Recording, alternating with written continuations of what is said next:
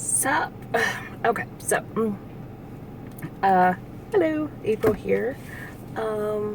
I never do this, like, ever. Don't know why. Well, I do know why, because I'm not like a media whore or anything like that. But, I kind of wanted my story, or not my story, my true self. I wanted to sort of, share something, I guess, about what I'm going through right now. I don't even know if it's like long story, short story, which way is the best way, but a couple months ago, basically, I was laying down in bed reading a book for hours, of course, because once you're reading, you can't really stop. But I noticed that I had pain in my chest and I couldn't breathe. So, and I kept coughing, like it kept leading to like this really horsey kind of cough, or sort of airy, kind of wet or whatever. And so I decided, a month later, to finally go to the doctor about it. And no offense to my mom, but I was kind of raised like a hypochondriac, where you always think something's wrong with you when you go, and it turns out, oh, you just have a cold, you just have a flu, something like that. So the very first time I go to the doctor, I get the test, like I do all the blood tests, I do the EKG and everything. And I'm supposed to be waiting until Monday to get my results. This is like Thursday that I think they called me back. No, Friday. They called me back on Friday, so I went on Thursday. And I answered the phone. I'm like, oh, hey, yeah, so it's nothing, right? It's just nothing. And the guy goes, no, I'm sorry to tell you, April, but you have congestive heart failure. Like, what? Like, that was the first time I actually just broke down. Like, I was on the phone just crying my eyes out, because I just it's bad. It's really bad. This is basically how bad it is. I haven't slept probably, okay, I have slept. I have slept for a total of 6 hours within the past 48 hours. So like 3 hours maybe, but we're like tossing, turning, and we're thinking, like tossing and turning and waking up in between times, right? Okay, so it's never like a full 3 hours altogether. Whew, reason why.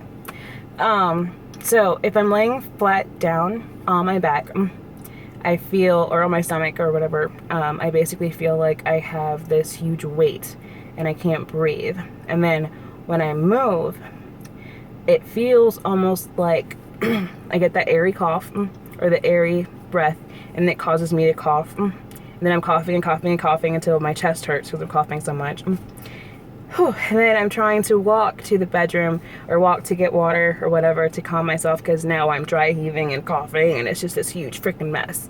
It's horrible. So the only way to alleviate it is to sleep with elevated pillows, right? Okay, so pregnancy screwed up my back. Like, my back hurts like all the freaking time. If I'm in the wrong position, I'll start getting spasms, and it starts radiating down to my thighs. It's like sciatica, basically, if anyone's ever heard of it.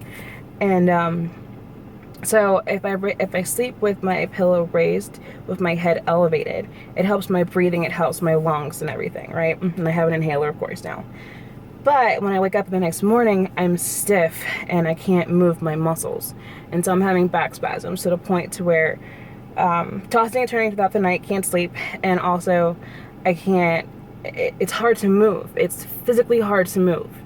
And then I have the process of getting ready for work, dealing with my 3-year-old child, dealing with, like cleaning up the area, cleaning up the house and everything. And okay, just from walking from my desk at work,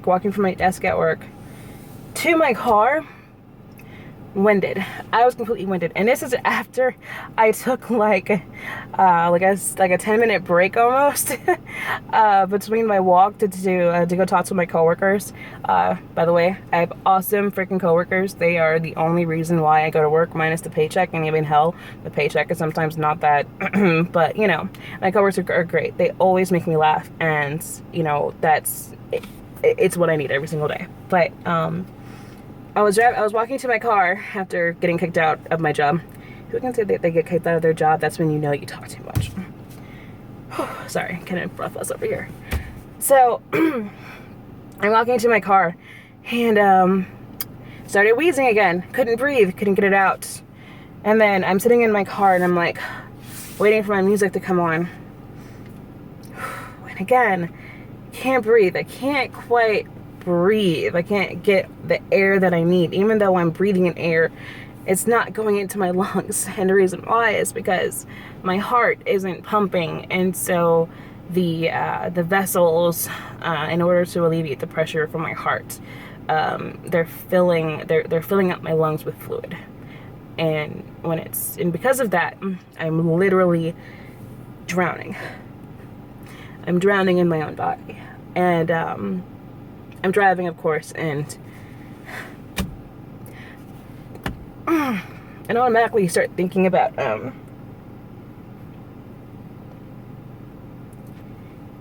you realize that you're pretty much dying,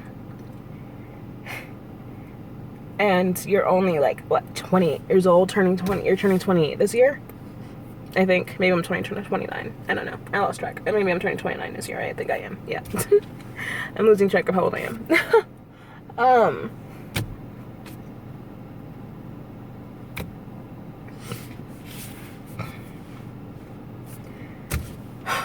Just kind of realizing that I'm going out the same way that my dad probably did. And it's so painful. I mean, it doesn't seem like it hurts a lot. And then I just have moments where I seriously can't breathe, like I'm drowning. And now I'm being told by my bosses that I'm taking too much of time off work and it's affecting them. It's affecting their performance. And I'm like, okay, well, me calling out for work is affecting my paycheck, so thank you. It's like, we have sympathy for you, but you know, your health, the fact that you're dying doesn't change the fact that, you know, that you need to come to work and actually work. So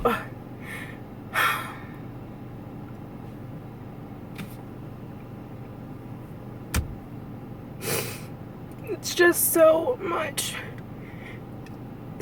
that I didn't expect.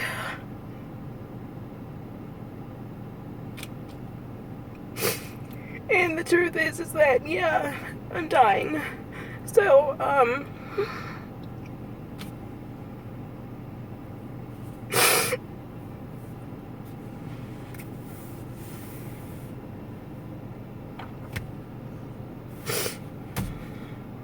you just start thinking about all the things that you wanted to do, all the things that you wished that you could do, and thinking about my son.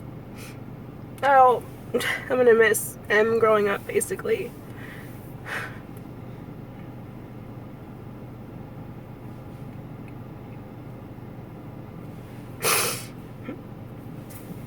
Oh God.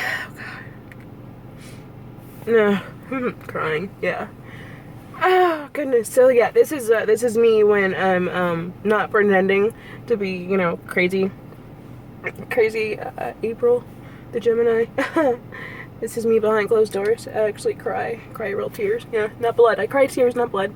Sorry, I disappoint. I was also thinking about how every time I used to always say, you know, I want to, you know, write. I want to be a writer. I want to finally get published. And I'm realizing that might not actually happen because I might be dead before I finish the book. Oh, wow. So yeah, I'll leave this on a note where the shit just got real.